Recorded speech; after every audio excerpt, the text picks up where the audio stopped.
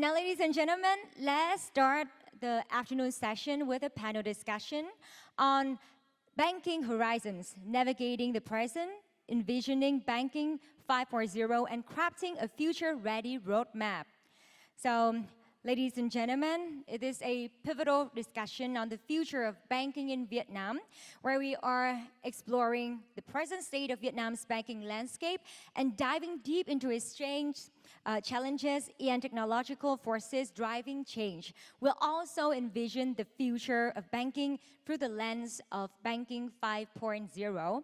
And joining us today are industry leaders who will provide invaluable insights into this journey. And I would like to invite Mr. Anh Tuấn Nguyễn, CIO of Techcombank. Ms. Nicole Nguyen, ASEAN Vice Chair of Gift. Mr. Nhân Ngô Trọng, Director of Digital Services Center at F88.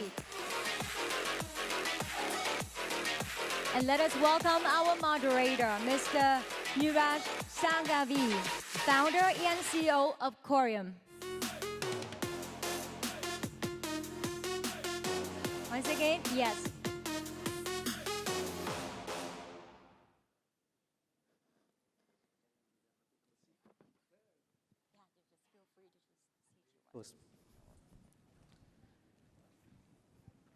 Thank you very much once again, our panelists and our moderator, for participating in this panel discussion. And now, over to you, Mr. Niraj. Thank you. Thank you. Okay, good afternoon, everyone. Good afternoon, ladies and gentlemen. My name is Neeraj, and I'll be moderating the session today. Let me start by saying that we are in middle of a financial revolution, as most of us know. And that's been led by technology advancement. Banking is getting increasingly more and more inclusive. It's getting more and more integrated. And obviously a lot of innovation happening out over there. There are primarily 5 or 6 things that are driving this. And if you look at AI and open banking is changing the way customers are serviced. It is making banking more and more seamless experience, borderless experience. Then you talk about digital assets, which are enabling banks to be more and more integrated with the financial digital ecosystem. And then you talk about new emerging models such as banking as a service and banking as a platform, which is enabling to reach to more and more customers, driving inclusion. So that's what is the new world, and that's what we call as Banking 5.0, driven by technology and new business models. And I'm joined by our esteemed experts who have not only seen various disruptions in the market, but are also driving a lot of transformation in the industry. So big thank you to all of you. And we start the session, Nicole, first by asking you a question around on, when we talk about future of banking, and we talk about Banking 5.0, a big part of that is, what is the impact that it's creating? What's the impact to the Vietnamese market? What about a regional and a global play?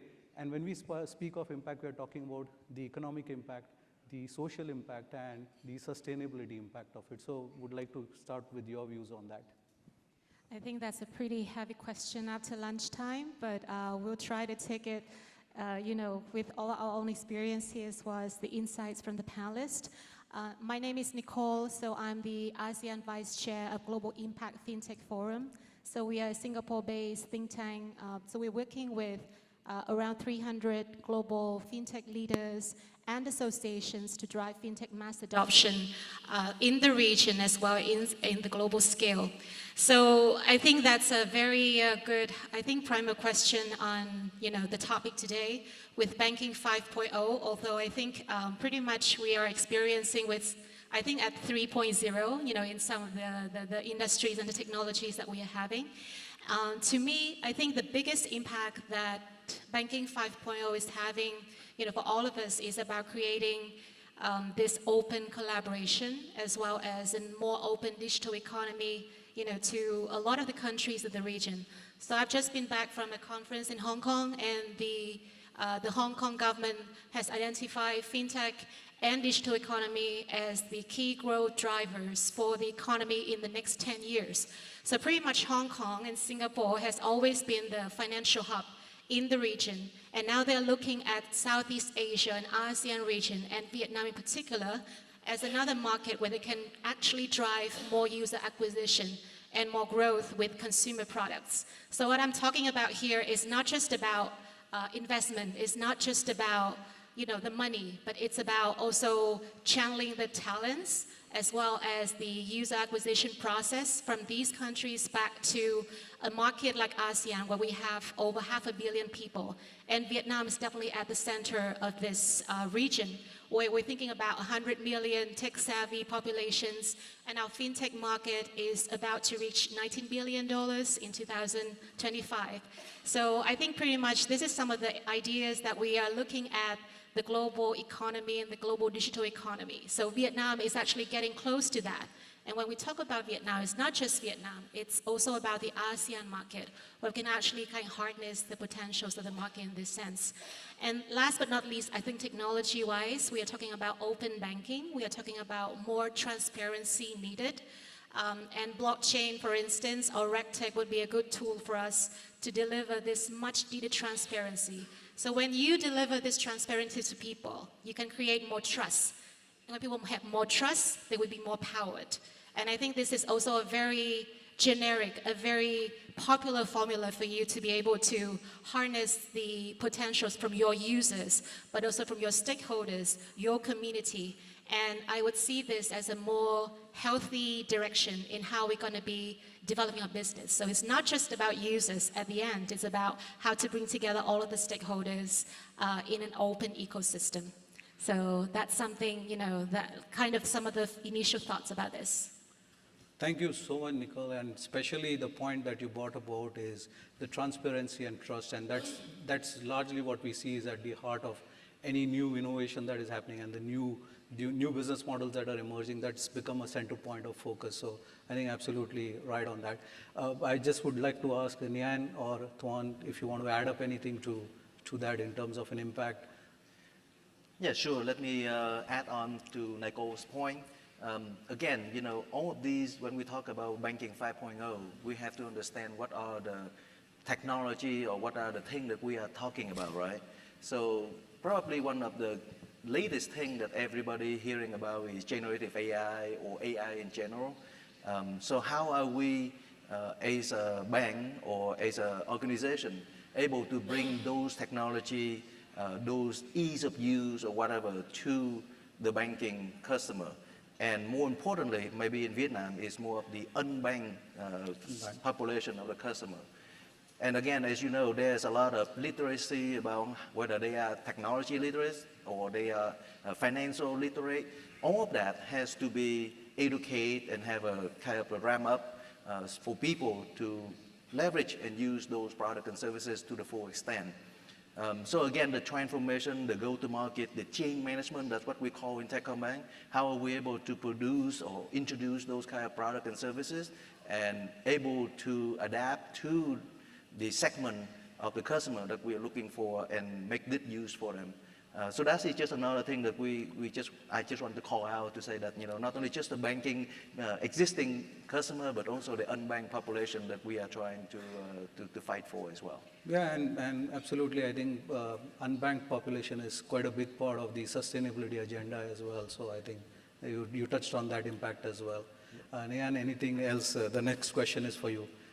Anyways, no, but you can talk about, please. Anything that you would like to? I think just one more point to add to the that you said more about unbanked and underbanked, because we have a lot of people in Vietnam unbanked and maybe around 50% of the population in Vietnam still unbanked and underbanked. But I have one more point for I don't say about the banking 5.0 or what, just a new era of the banking. Just how about the better security? I think it's more about the security, more transaction, more people to come, and more services inside the banking. So think how about the technology, use the new measure about the security, like the biometric authentication, blockchain technology, and real-time monitoring to stop fraud or protect data privacy protection. Yeah. Just one more point like this about Thank the you, better Neeraj, for that. security. Yeah.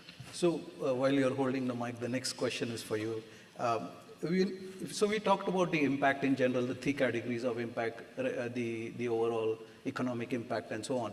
I think it's important to touch upon, given your experience around on the retail side of it, what it means to the end customer. What's the customer impact of these technologies, and what's the kind of benefits you see for the end customer? I think that will be something to understand from you.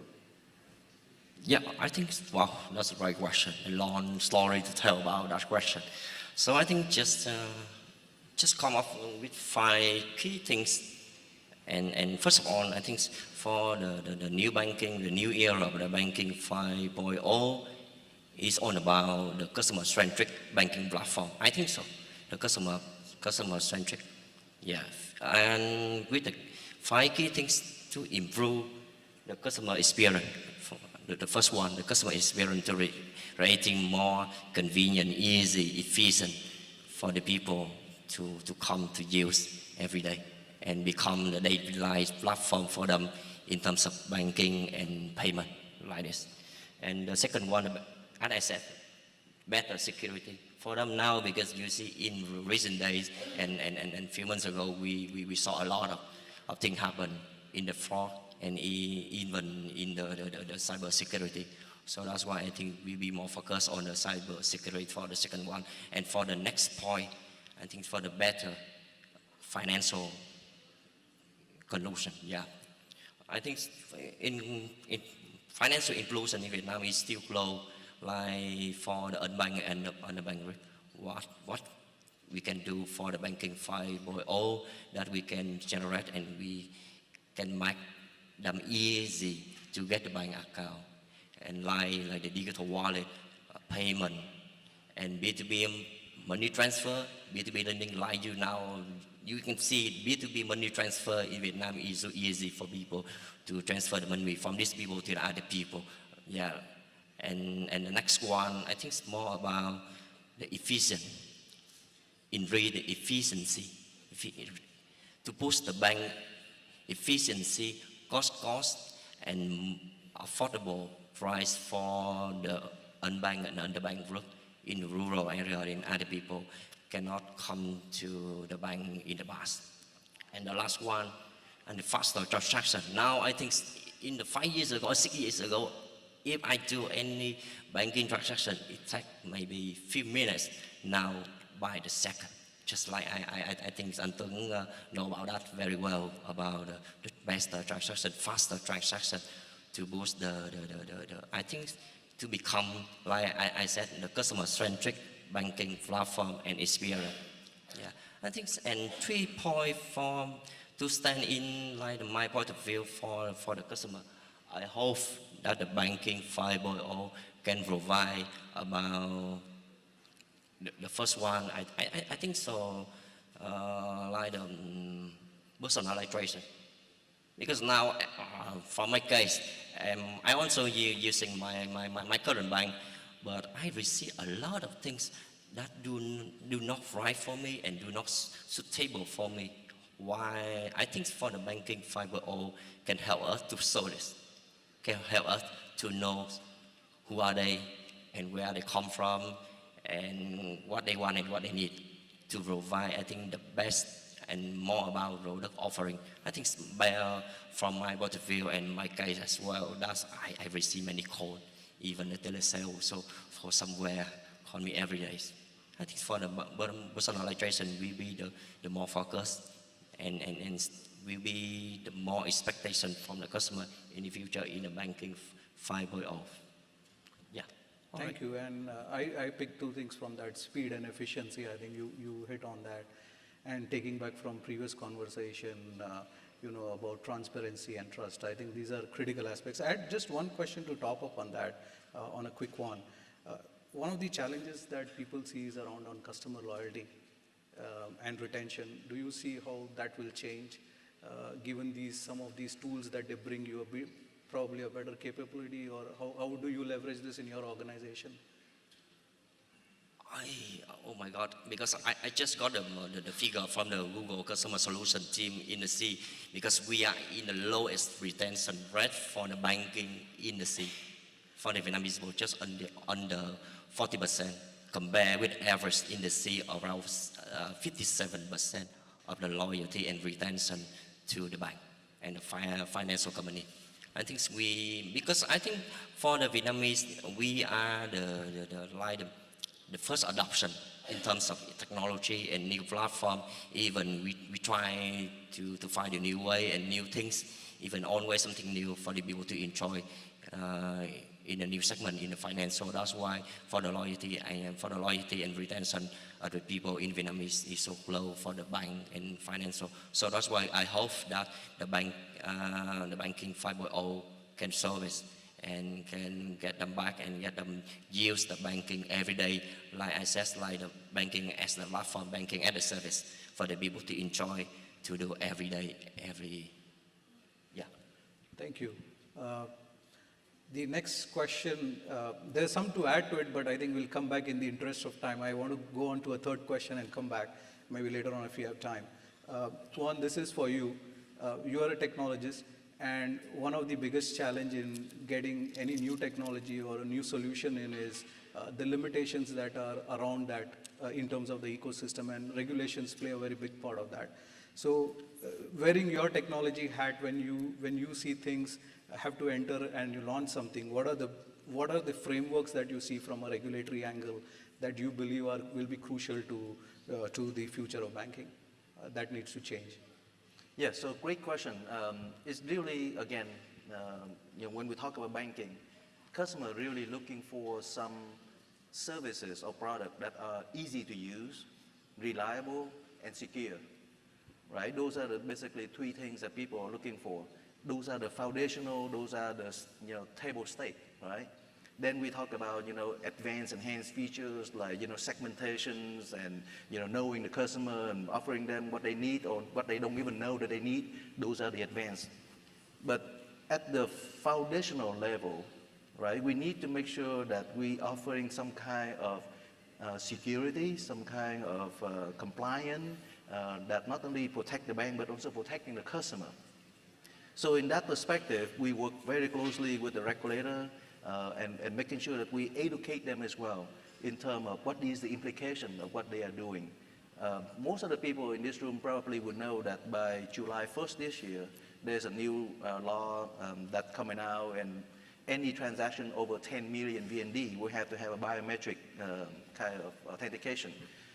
So every bank is racing to implement that, otherwise they'll be out of compliance. So first of all, I mean, from the technology, we can build, we can implement, we can do all of that. But how are we going to make sure that whatever we introduce to the marketplace is going to be ease of use?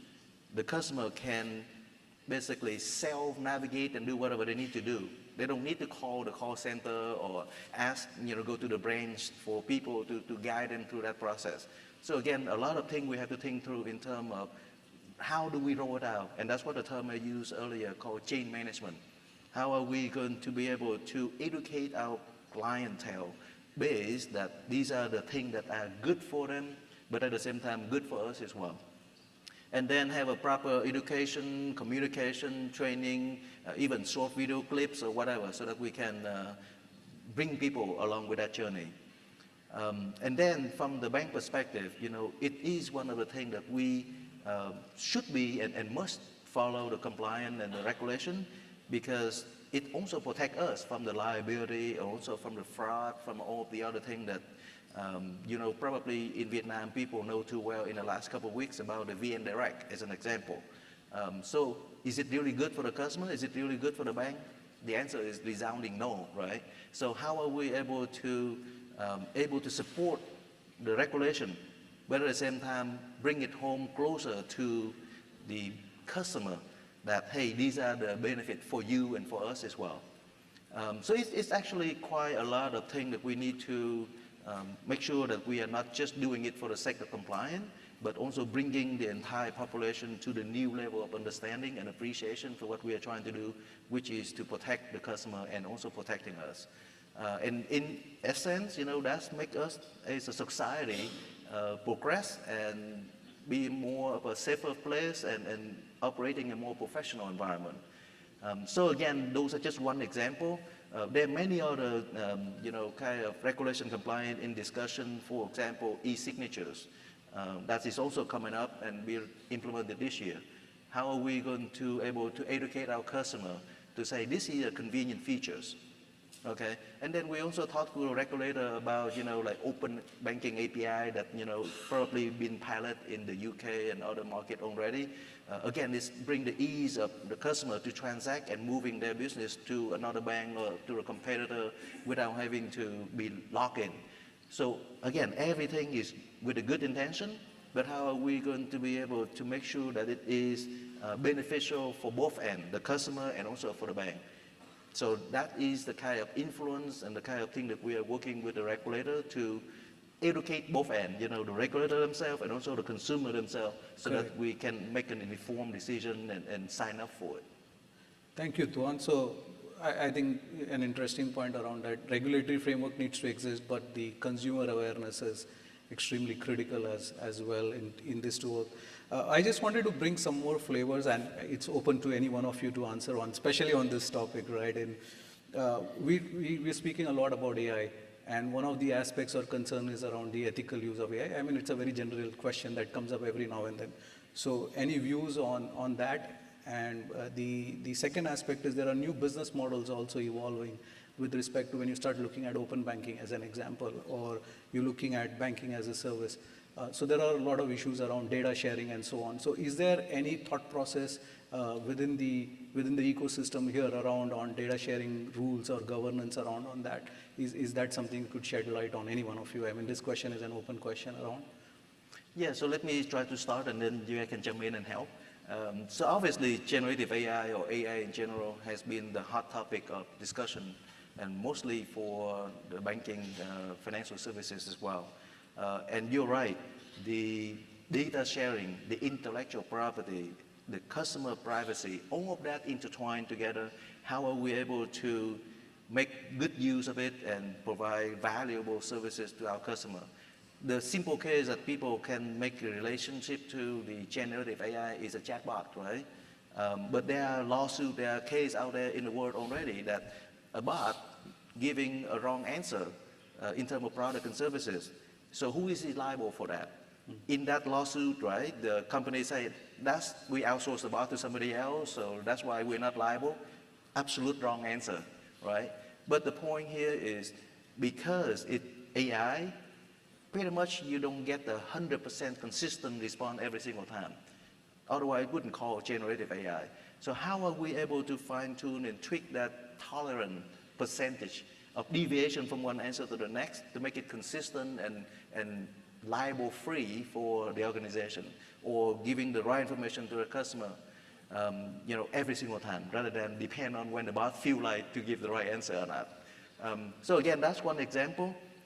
But even in that conversation or in terms of training that bot, how are we protecting the customer privacy? Because when the customer were asking those kind of very intimate questions, the information is storing somewhere, being processed somewhere. How, as a bank, as an organization, we are protecting and also getting the benefit out of training that without diluting a lot of information to the open, the whole worldwide. So there's a lot of consideration, and definitely it is a very exciting, challenging tool and the kind of thing for us to explore many use cases that we think it would change the whole landscape of technology and the usage of technology in the financial services sector. But at the same time, those kind of things come with responsibility and come with the care that we have to think about from the privacy and also from the compliance perspective. Thank you, Tuan.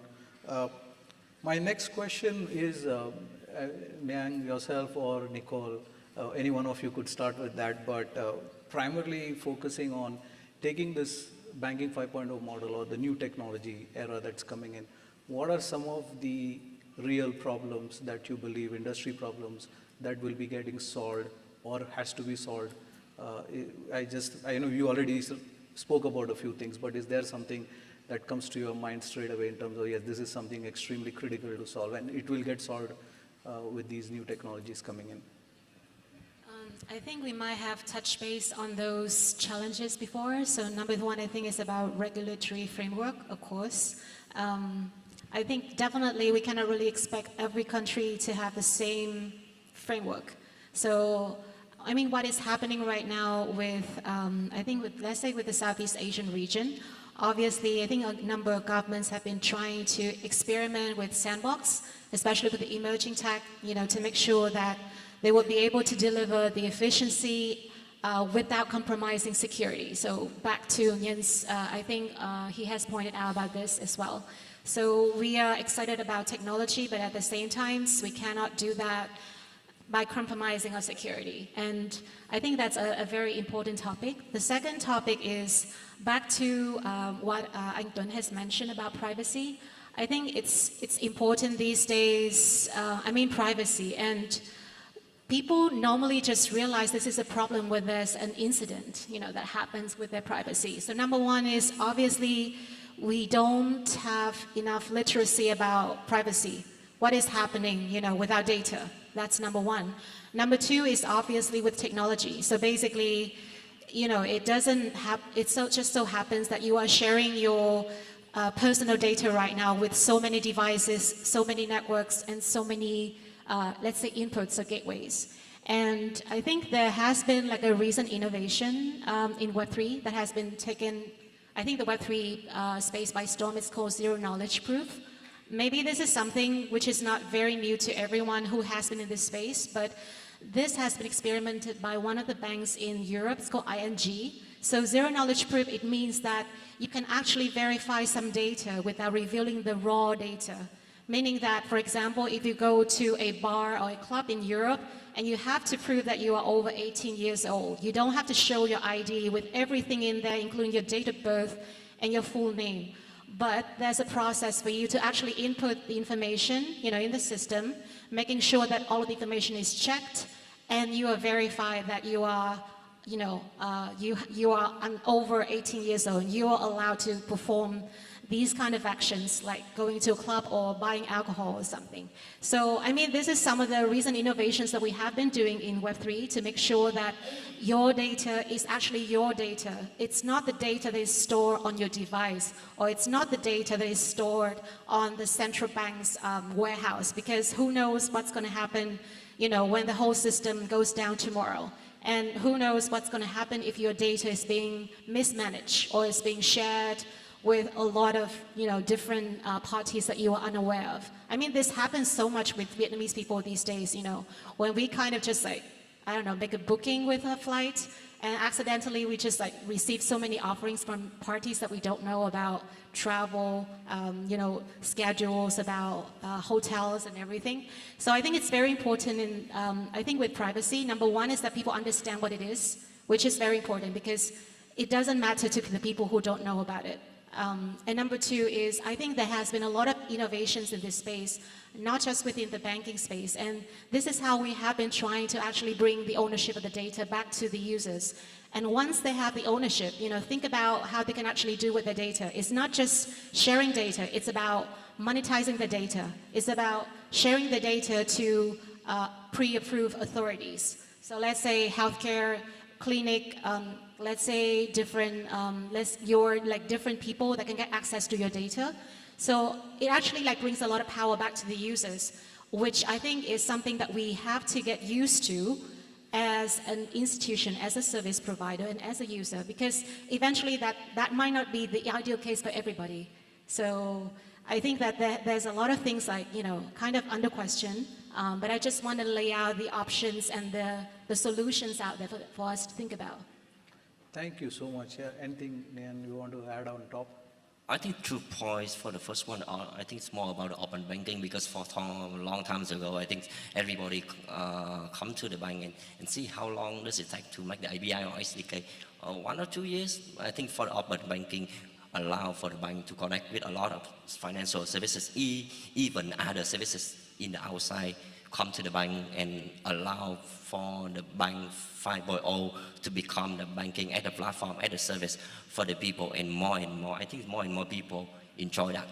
And the second one, because we talk a lot of online experience, how about offline experience? I think so. The omnichannel for the banking 5.0 allow for a lot of core banking and a lot of the banks in Vietnam to adopt the omnichannel because you guys know about the omnichannel happens a lot in the e-commerce, in the F&B, in the retail. Now I think with the new era of the banking allow for the bank to adopt the omnichannel to finish, I think, the ecosystem from the online to the offline as well. That's it. Thank you very much. And I realized I should have had one more extension to the question because I said what problem it will solve. But just while you were speaking, one of the thoughts in my mind was, there is an element of opportunities as well of, for example, an increased revenue. So I think that would be an interesting view to get, but we are probably running out of time. We have the experts, but I think we'll just hold that question right now. I want to go back to Tuan yourself. Banks play a very big part of the entire ecosystem, and largely they are considered, trying to catch up with a lot of technology aspect, and they are critical part of the ecosystem. So from your perspective, how do you see that? What should be the readiness for banks to be adopting, the latest technologies, or to be getting into this future state of banking or the roadmap? So moreover, what's the kind of a readiness roadmap? We'll start with you, and then we'll extend this question to the rest of the panelists. Yeah, so great question. So pick generative AI as the latest technology. How do we adopt and ready for it as an example, okay? So the way we view that tool or that new technology is there are basically two applications. One is for internal, which is productivity, right? And then the other is an external, which is how is it helping with the customer and basically whatever we can provide a more distinguished kind of product and services on the marketplace. So I think we talked about the use case on the external already. For the internal productivity, and you can see that there are many opportunities for us to apply that technology. But even so, how are we making sure that everybody inside the organization know that's the tool and what is the focus? Because if you do that, spreading out to everybody, you don't get the momentum, you don't get the impact that you're looking for. So as an organization, as an example, Techcombank, we look at this tool, let's say, very good for engineering, software development as an example, very good for tester because of automation testing. Very good for, let's say, document scanning and picking out all the wording from the documents and make it become a Wikipedia kind of the library of all of the things that we have. So how are we able to put our bet in one of the things that are tangible for the people internal to see the benefit, and then build the momentum from there? So as an example, right, we have Microsoft Copilot and we have AWS Q that can automate and do the code conversion. That's what we're doing. So we start out with a few squad, a few team, and see how are they doing it, and then let it grow by itself organically. Same thing with automation testing. You can generate the code to test the testing automatically. And again, we hear a lot of literature out there saying that people gain 30-40% productivity, which is great, and we want to try that ourselves and see how it panning out, right? And again, I think those will be the real test and the real example that will build the momentum to roll it out. Go back to the chain management that I'm talking about. We have to start somewhere and then build that momentum to spread out the chain. Thank you, Tuan, and I know I've got an indication on the time. So what I think we were hoping to get some questions to the panel, but we are available after this session, and if there are specific questions you can ask. So I'll just conclude. I think firstly, thank you for your insights, and my sincere appreciation and thanks for being part of this panel today. I have basically taken a few things I had jotted down and from our earlier conversations as well. The journey is about evolution, not about revolution. I think that's what it looks like. The second aspect is there is an importance of readiness in terms of regulatory readiness, market readiness, a customer readiness that needs to be looked at. And the third aspect I would think is in terms of partnership between various stakeholders is critical to get this to that point. So that's basically what I've kind of jotted down, and I would conclude by saying that it's a vision that you need to build as a market, and there needs to be a community around this to carry this vision on what you can do with these technologies, how you create an ecosystem, and that's how you take forward this journey into the market here. So thank you very much for all of you, and it's just been wonderful, and thank you audience for being there. Thank you. Thank you. Thank you. Thank you very much, Mr. Rirash, and to all the panelists. And we'd like to invite you all to please remain on stage. I would like to invite Mr. Rirash Shangavi to present the mementos to all the panelists, please.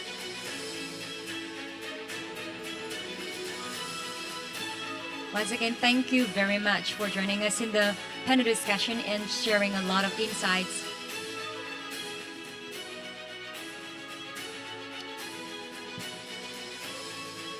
Also, I would like to kindly ask Mr.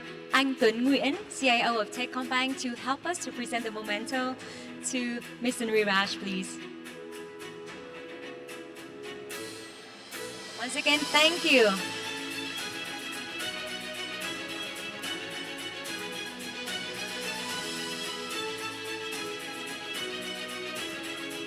Thank you.